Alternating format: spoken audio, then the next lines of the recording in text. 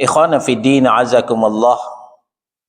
Saudara-saudara kaum muslimin jamaah maghrib Masjid Al-Bilal, Cempaka Baru, Kemayoran, Jakarta Pusat. Kita lanjutkan kembali pembahasan Kitab Tauhid karya Fadilatul Syekh Dr. Shalih bin Fauzan Al-Fauzan, jilid 1. Kita masih di bab yang ketiga, Tauhid Uluhiyah, yaitu tentang syarat-syarat syahadat la ilaha illallah.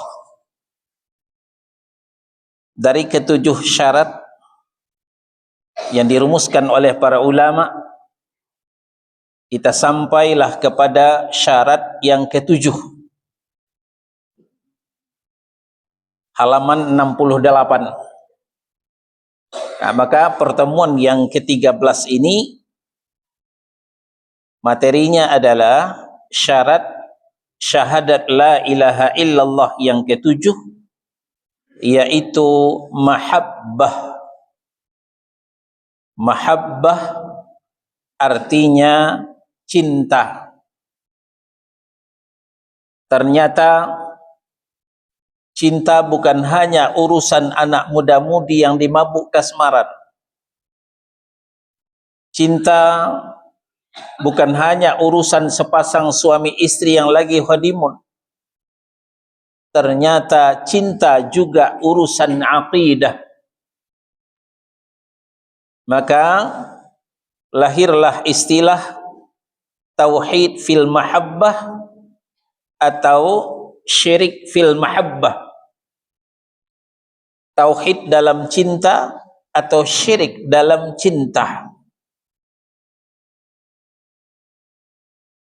Tentang tauhid atau syirik dalam cinta, kita berangkat dari Al-Baqarah, surah yang kedua, ayat 165.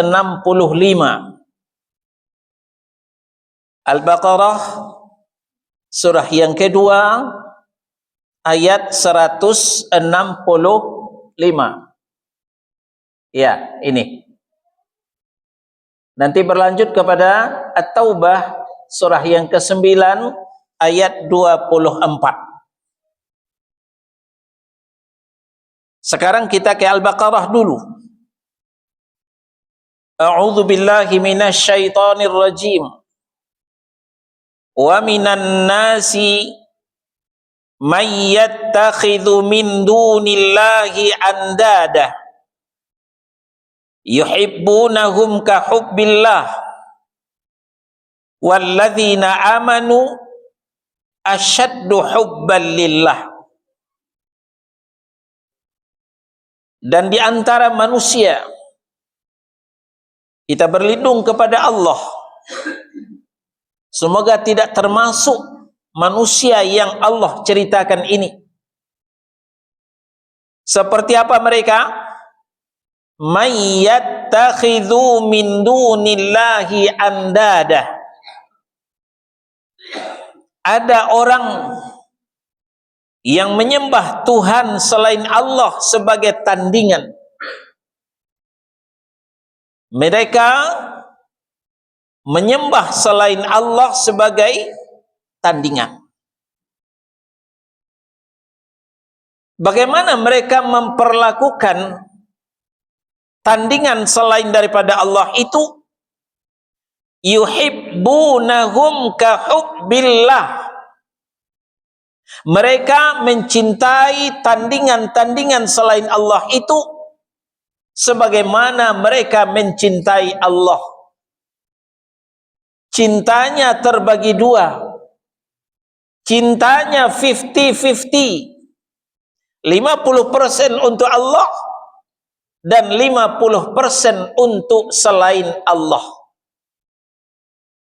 Padahal walladzina amanu asyaddu hubban lillah.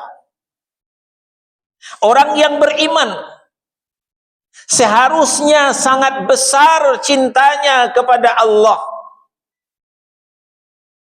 Nah, di sini titik permasalahannya. Orang yang beriman, yang diakui oleh Allah Subhanahu wa Ta'ala,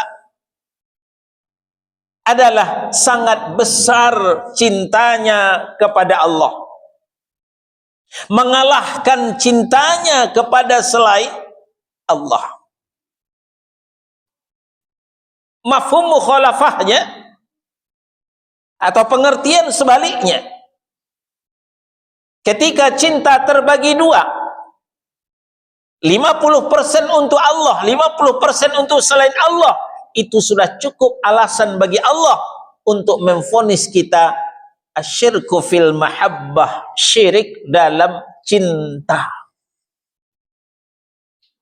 Karena Allah mengatakan orang yang beriman itu harus jauh lebih besar cintanya kepada Allah, mengalahkan cintanya kepada selain Allah Subhanahu wa Ta'ala. Apalagi kalau cintanya kepada selain Allah jauh lebih besar daripada cintanya kepada Allah Subhanahu wa Ta'ala. Selesailah sudah tauhidnya, selesailah sudah la ilaha illallahnya, tidak akan diterima oleh Allah Subhanahu wa Ta'ala karena tidak memenuhi persyaratan. Lalu kapan orang itu akan sadar? Orang membagi cinta itu akan sadar, akan insyaf ketika mereka melihat azab nanti di akhirat. Kita lanjutkan ayat ini. Walau yaral ladzina zalamu idh yarawna al-azab annal quwwata lillahi jami'a wa anna Allaha syadidul azab. Sekiranya orang-orang yang berbuat zalim itu, orang yang syirik dalam cinta itu, melihat ketika mereka melihat azab pada hari kiamat, bahwa ternyata kekuatan itu semuanya milik Allah, bahwa Allah sangat berat azabnya, niscaya mereka akan menyesal membagi cinta di samping kepada Allah juga kepada selain Allah. Lalu kemana saja cinta ini dibagi? Maka tafsirul ayat bil ayat Al-Baqarah ini ditafsirkan oleh At-Taubah surah yang ke-9 ayat 24. Tempat manusia membagi cinta di samping mencintai Allah Subhanahu wa Ta'ala, yang kemudian mengundang datang murka Allah, mengundang datang murka Allah, dan Allah menurunkan azab. Allah berfirman, Qul in kana aba'ukum wa abna'ukum wa ikhwanukum wa azwajukum wa ashiratukum wa amwalun iqtaraftumuha wa tijaratan takhshawna kasadaha wa masakinu tardawnaha ahabba ilaikum minallahi wa rasulih wa jihadin fi sabilih fatarabbasu hatta ya'tiyallahu bi amrih wallahu la yahdil qaumal fasiqin. Di sini Allah terangkan ada 8 hal tempat orang membagi cinta, yang kemudian kalau mereka tidak kunjung sadar, maka Allah akan mendatangkan azab. Ini merupakan warning, lampu kuning dari Allah Subhanahu wa Ta'ala terhadap orang yang membagi cinta. Katakanlah kepada mereka, hai Muhammad, kita hitung bersama-sama, jika satu, bapak-bapakmu.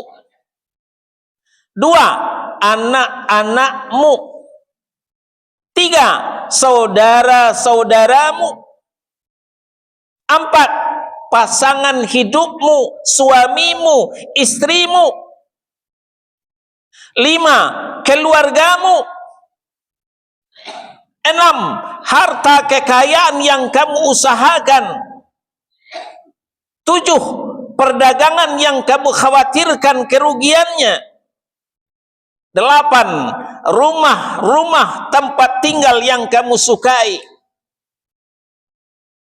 Ketika yang 8 hal itu lebih kalian cintai daripada Allah dan Rasulnya, lebih kalian cintai daripada berjihad pada jalannya, maka fatarabbasu hatta ya'tiyallahu bi amrih.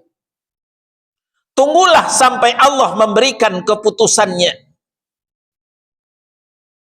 Al-Hafiz Ibnu Katsir menafsirkan, tunggulah sampai Allah menurunkan azabnya. Baru sadar, baru insaf, baru tahu dengan kesalahan membagi cinta. Allah menurunkan azab. Azab itu case-nya di dalam neraka, tapi perskotnya ditransfer Allah ke dunia berupa bencana. Itu karena banyak di antara umat manusia yang membagi cinta kepada selain Allah subhanahu wa ta'ala. Ujung ayat, wallahu la yahdil qaumal fasiqin. Allah tidak akan memberikan petunjuk kepada orang-orang yang fasik, yang telah lancang dan lancung membagi cinta kepada selain Allah subhanahu wa ta'ala. 8 hal ini kita lihat satu persatu, tapi tidak semuanya, sebagian. Pertama, abaukum, bapak-bapakmu, nenek moyangmu, mbah buyutmu, ya, sampai ke atas. Kalau itu lebih kamu cintai daripada Allah dan Rasulnya, maka itu yang mengundang datang azab Allah subhanahu wa ta'ala.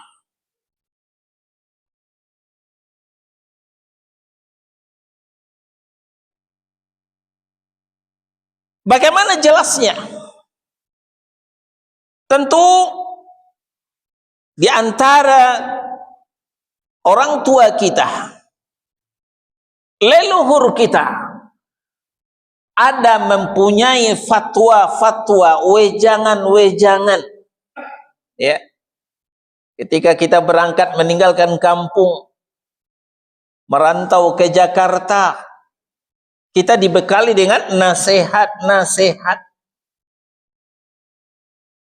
Ketika nasihat itu masih sesuai dengan qala Allah Al-Quran, wa qala Rasul, hadis Nabi yang sahih, wa qala sahabah, silahkan. Nasihat-nasihat itu kita amalkan.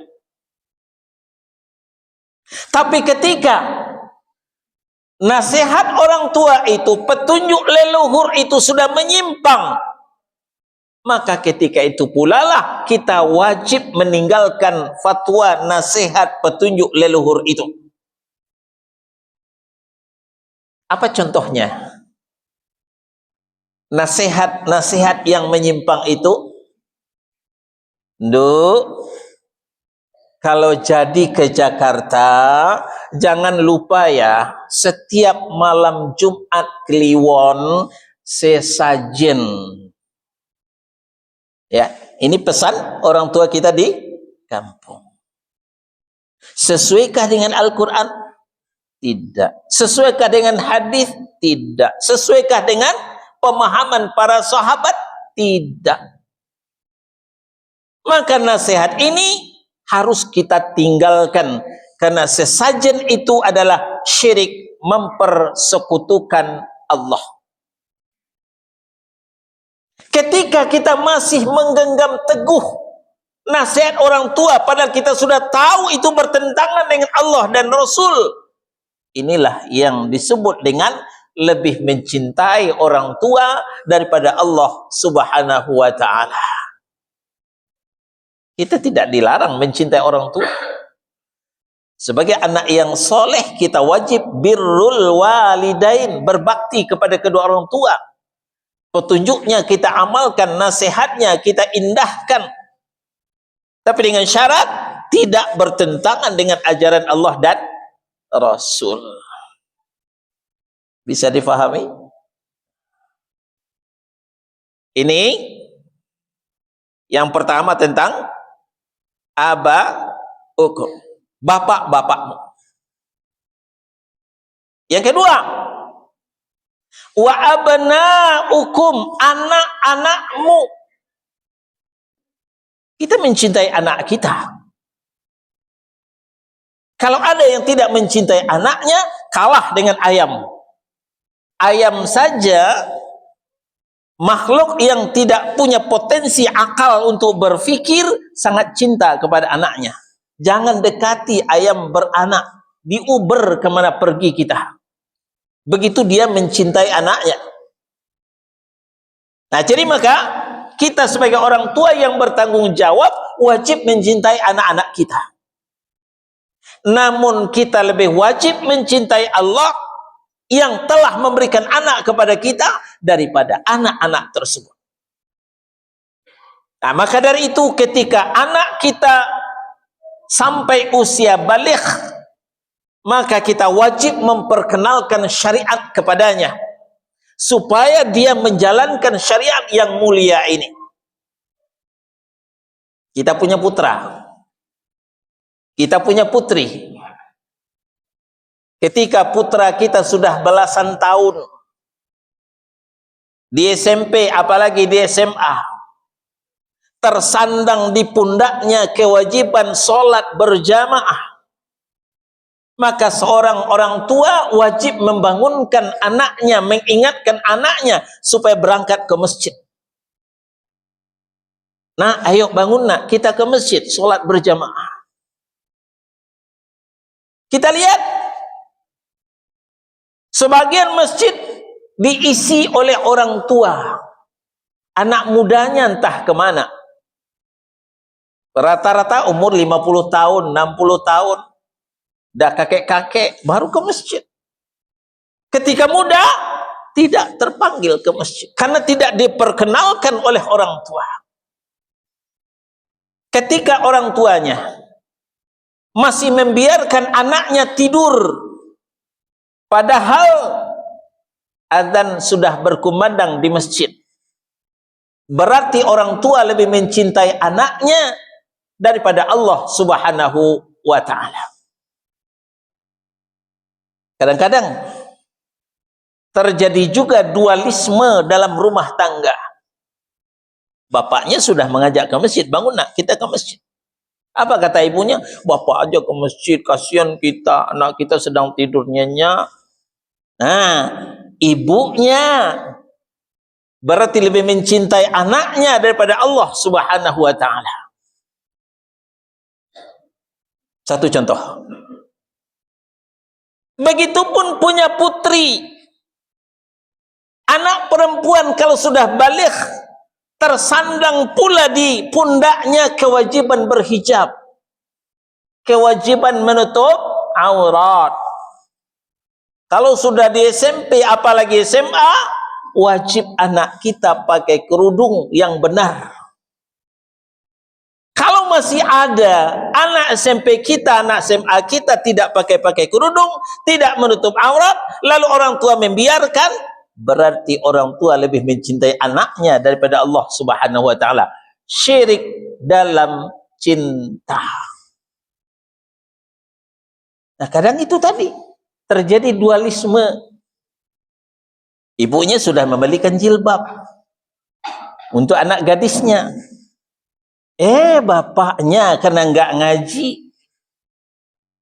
Anak kalau kayak gitu dibungkui bak lapek, bilolo nyuka dapet jodoh tuh. Ngerti enggak? Ya. Anak kalau dituntun begitu, dibungkus kayak gitu, nggak gaul dia, nggak dapat jodoh dia. Lalu gimana? Ya diperlihatkan, dipamerkan. Emang gadisnya barang dagangan apa ya? Inna lillahi wa inna ilaihi raji'un.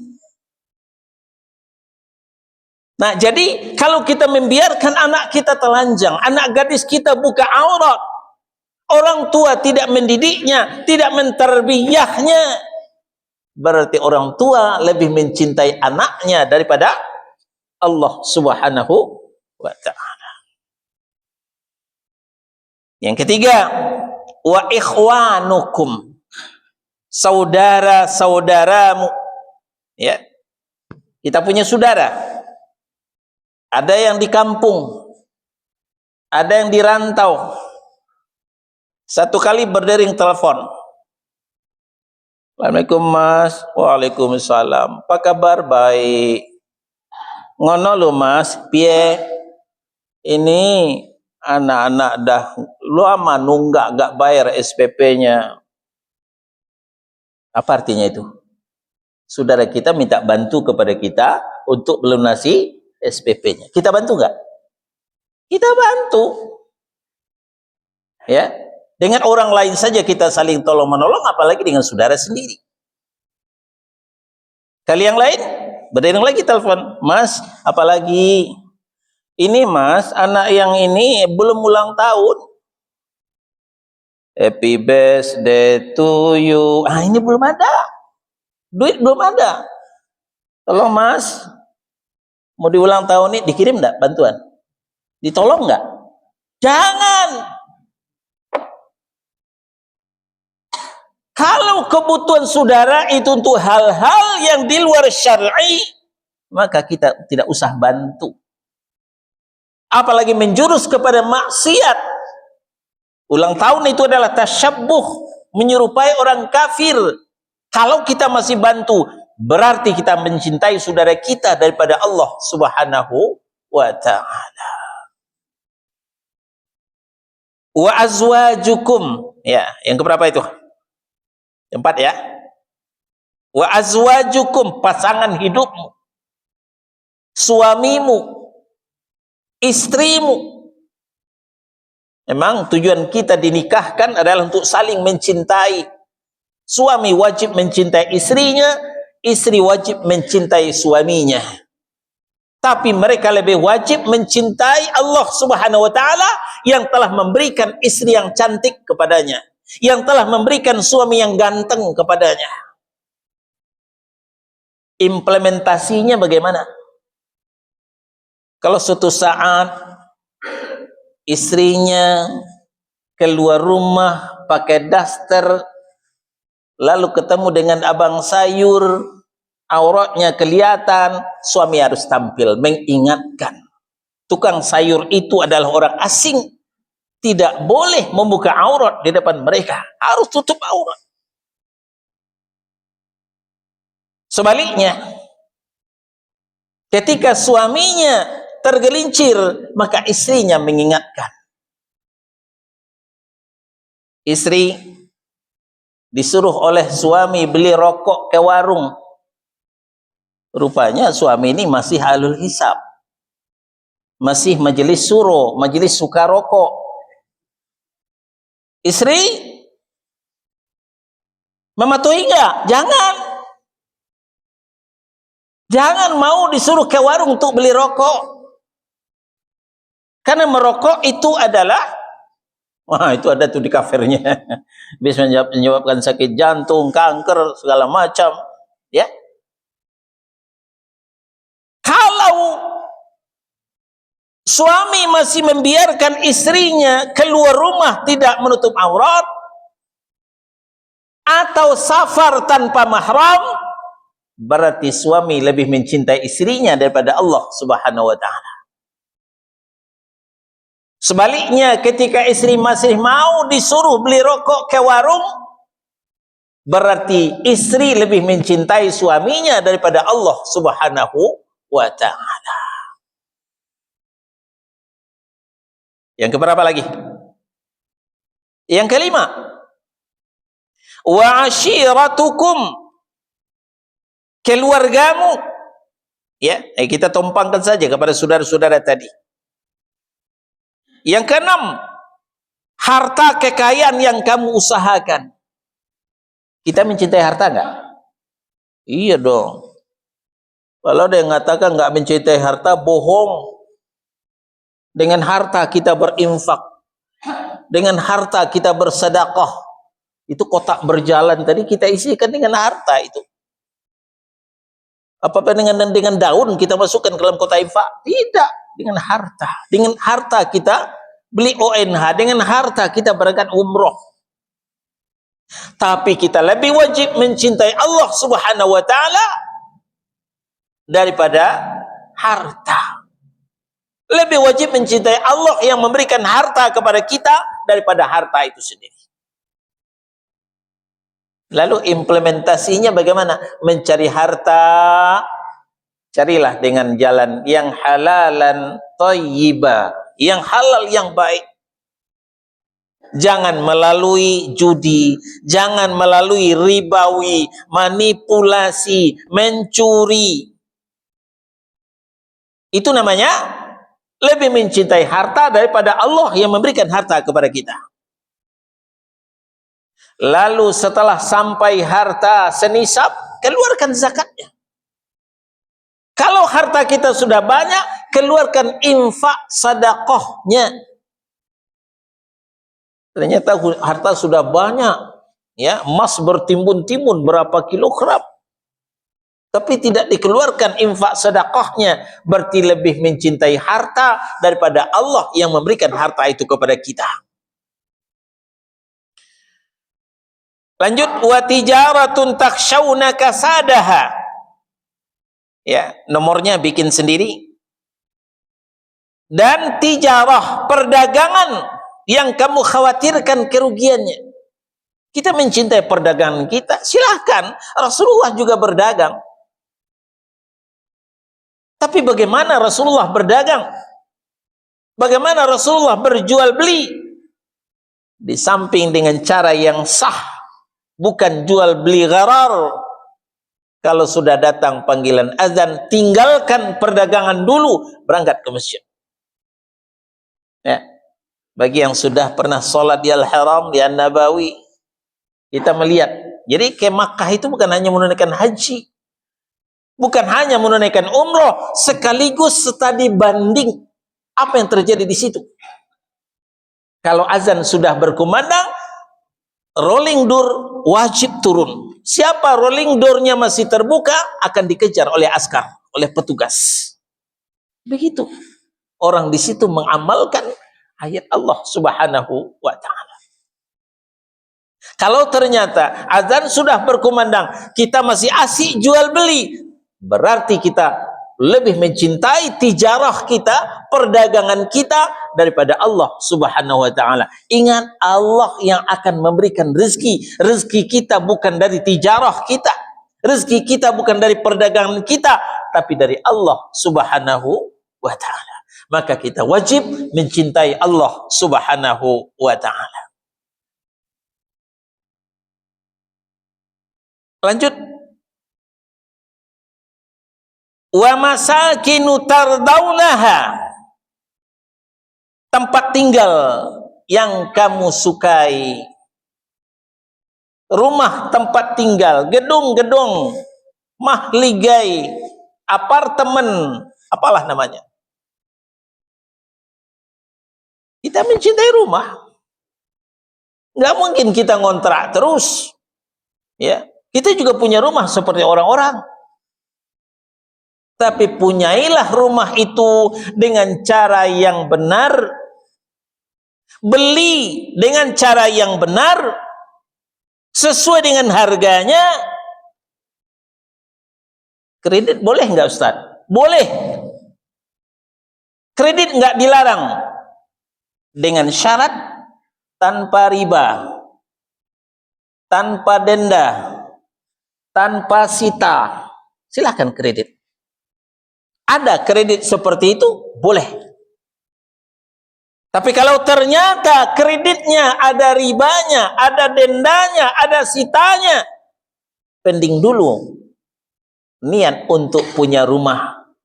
Biarlah ngontrak daripada beli rumah dengan kredit riba. Ingat, dosa riba jauh lebih besar daripada dosa zina. Nah, yang kredit-kredit, segeralah lepaskan kreditnya. Kredit rumah, kredit motor, kredit apa lagi? Kredit mobil. Kalau memang uangnya belum cukup, sabar dulu, nabung. Ya, kalau memang tidak ada kredit tanpa riba itu. Kalau kita masih ambisi untuk punya rumah, walaupun dengan kredit riba, berarti kita lebih mencintai rumah daripada Allah Subhanahu wa taala. Kalau ini yang terjadi, yang 8 hal ini lebih kita cintai daripada Allah Subhanahu wa taala. Fatarabbasu hatta ya'tiyallahu bi amrih. Tunggu saatnya sampai Allah memberikan keputusan. Artinya menurunkan azab. Ini ancaman Allah terhadap orang yang syirik dalam cinta. Selesai bagian A. Sekarang kita lanjut subjudul nomor B. Kalau begitu Allah gila cinta, Ustaz ya. Tahan mulut. Allah tidak butuh cinta hambanya. Sebaliknya hambanya lah yang membutuhkan cinta dari Allah Subhanahu wa ta'ala. Sekarang kita ke Muhammad surah 47 ayat 38. Muhammad surah 47 ayat 38. Jangankan kita tidak mencintai Allah, kita murtad sekalipun keluar dari Islam, Allah enggak bakal bangkrut. Allah tidak akan berhenti jadi Tuhan. Allah tidak akan lengser ke Prabon. Allah tetap berkuasa. Apa yang dilakukan Allah? Allah akan hancurkan kita. Allah akan ganti dengan kaum yang baru. Nah, simak Muhammad surah 47 ayat 38.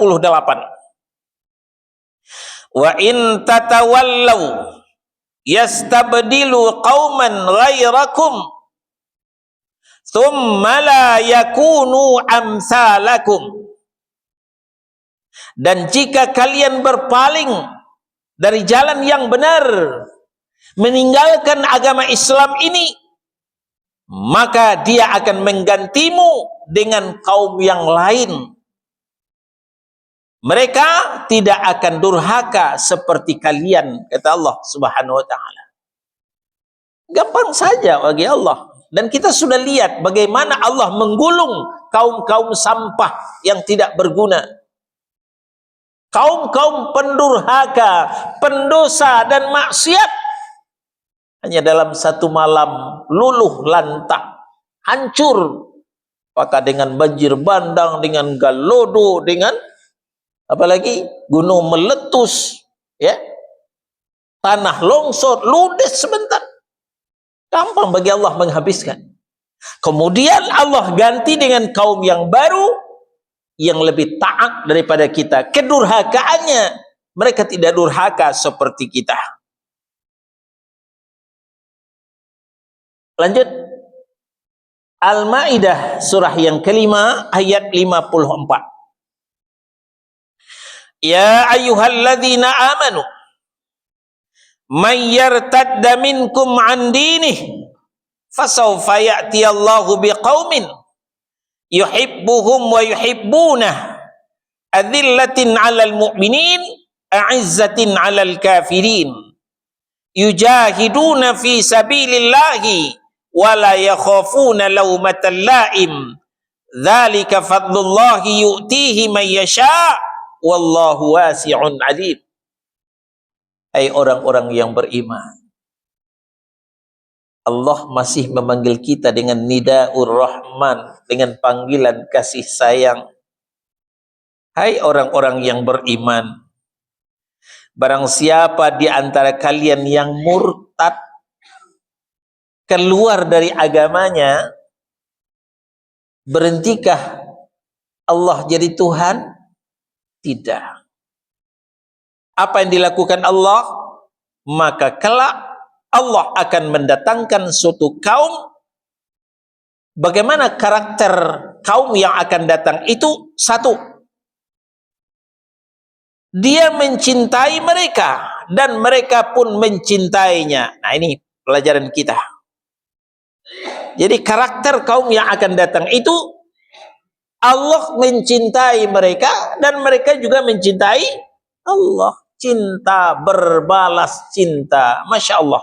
Inilah saat-saat yang indah di mana hati ini berbunga-bunga ketika cinta berbalas cinta.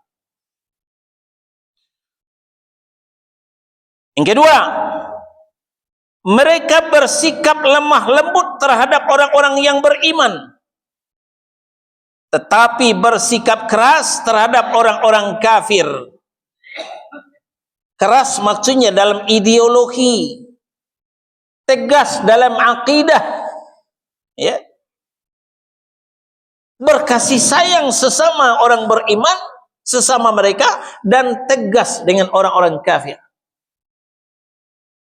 Berbeda dengan kaum sampah, kaum yang tidak berguna, sesama kaum muslimin saling mencurigai, saling mencaci. Goblok lo, enak saja ngatain orang goblok, ya. Apalagi kalau saudaranya kajian dibubarkan, diusir ustadznya dengan tudingan radikal, dengan tudingan memecah belah. Tapi ketika dengan orang kafir, dia bergandengan tangan.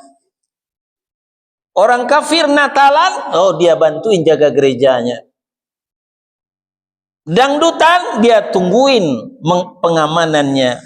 Tapi ketika kajian, mereka bubarkan. Inilah bentuk kaum-kaum sampah, kaum yang tidak berguna, yang akan digulung oleh Allah Subhanahu wa ta'ala dan akan diganti dengan kaum yang baru. Yang ketiga, dia berjihad di jalan Allah. Berjihad di jalan Allah baik di masa perang maupun di masa damai. Masa damai jihadnya adalah talabul ilm, menuntut ilmu. Nah, lalu selanjutnya, dia tidak takut celaan orang yang mencela. Inilah kaum yang akan didatangkan oleh Allah Subhanahu wa ta'ala. Silahkan katakan jenggotnya goblok, makin panjang jenggotnya makin goblok, dia nggak peduli, tetap saja dia pelihara jenggotnya. Dia tidak takut dengan celaan orang yang mencela. Itulah kurnia Allah yang diberikannya kepada siapa yang dia kehendaki, dan Allah maha luas pemberiannya, lagi maha mengetahui. Lanjut, potensi cinta menjadi motor penggerak. Nah, ini penting buat kita. Apa untungnya mencintai Allah Subhanahu wa ta'ala? Supaya kita lebih bersemangat menjalankan syariat yang mulia ini. Berdasarkan hadis dari Anas bin Malik radhiyallahu an, diriwayatkan oleh Syaikhan, dua orang syekh yang dimaksud adalah Al-Bukhari dan Muslim. Kata Nabi sallallahu alaihi wasallam, "Thalathun." Ada tiga hal. Man kunna fihi wajada halawatal iman. Siapapun yang mengkoleksi tiga hal ini, dia akan mendapatkan manisnya iman. Manisnya iman.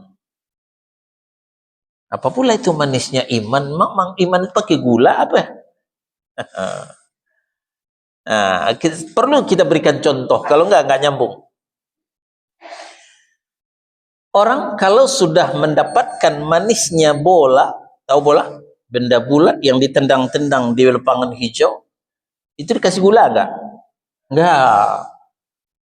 Tapi ketika orang sudah mendapatkan manisnya bola, maka dia akan menjadi bola mania. Apa efek yang ditimbulkannya? Ketika kesebelasan idolanya bertanding jam 2 malam, maka dia akan siap begadang. Ini Piala Champion ini, nggak main-main, Piala Dunia. Dari sore sudah bela-belain cariin kopi. Ya.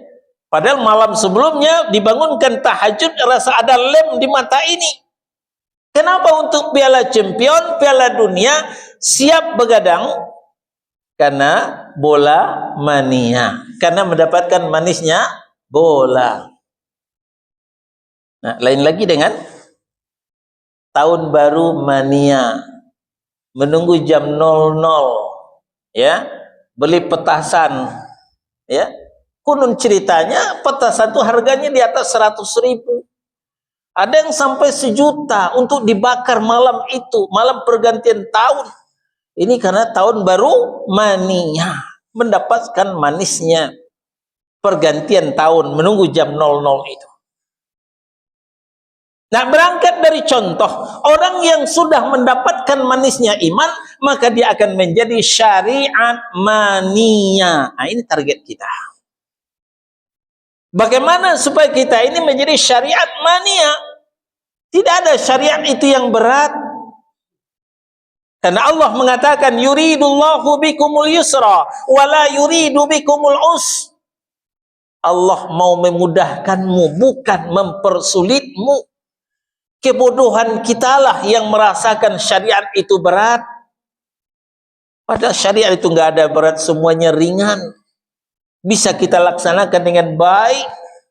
Tapi karena kita belum mendapatkan manisnya iman, maka kita merasakan berat syariat itu. Nah, kata Nabi SAW, salasun. Ada 3 hal. Ketika kita mempunyai 3 hal ini, kita akan mendapatkan manisnya iman. 1. Ayyakunallahu wa rasuluhu ahabba ilaih mimma siwahuma. Bahwa Allah dan Rasulnya lebih dia cintai daripada selain keduanya. Ya. Ini dia akan mendapatkan manisnya iman yang akan berakibat kepada syariat mania. Kita tidak akan lanjutkan yang kedua, yang ketiga. Mungkin pada kesempatan lain kita mampu mempertajam tentang dahsyatnya cinta. Ya, dahsyatnya cinta bisa menjadi potensi, menjadi motor penggerak. Nah, ini para suami semua ya. Hanya mungkin masih ada yang bujangan, yang masih anak-anak ya. Lebih banyak para suami. Saya tanya, bapak-bapak, masih ingat enggak dulu ketika istri kita hamil muda? Apa yang dimintanya? Minta mangga muda. Padahal enggak musim mangga. Apa yang dilakukan suami? Pada suami baru pulang kerja, belum dibikinin kopi, udah minta mangga muda. Suami balik kanan, rela tawaf 10 keliling di pasar, berpantang pulang sebelum dapat mangga muda. Oh, kayak damkar aja, berpantang pulang sebelum padam. Kan begitu damkar. Nah, ini suami juga begitu, berpantang pulang sebelum dapat mangga muda. Kenapa? C-I-N-T-A. Karena cinta kepada istri. Nah, lalu ternyata istri hamil cukuplah bilangannya 9 bulan. Lahir jugalah si cabang bayi. Walaupun dengan menumpahkan darah, bukan hanya peras keringat lagi melahirkan itu. Sudah menghamilkannya di atas kesusahan, lalu melahirkannya bersabung nyawa. Setelah lahir anaknya, apa yang terjadi? Dendamkah ibu kepada bayinya? Gara-gara kamu, ibu jadi begini. Enggak. Anak ibu, anak mama. Kenapa? C-I-N 2 hari di rumah sakit, pulang jugalah ya sepasang suami istri yang dapat anak ini. Namanya rumah tangga baru, semua dikerjain sendiri, belum punya pembantu. Ya nyuci, ya masak, ya membersihkan anak.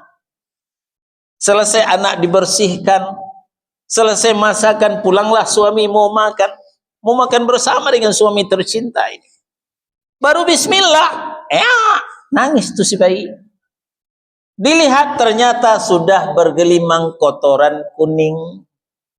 Apa yang dilakukan si ibu? Makanannya ditinggalkannya, lalu dia memberesin kotoran si bayi. Kenapa? C-I-N-T-A, cinta kepada bayinya. Enaknya jidak si bayi itu ditunjuk-tunjuk, memang kau kurang ajar ya. Tahu bapak ibumu sedang makan, entar aja kenapa?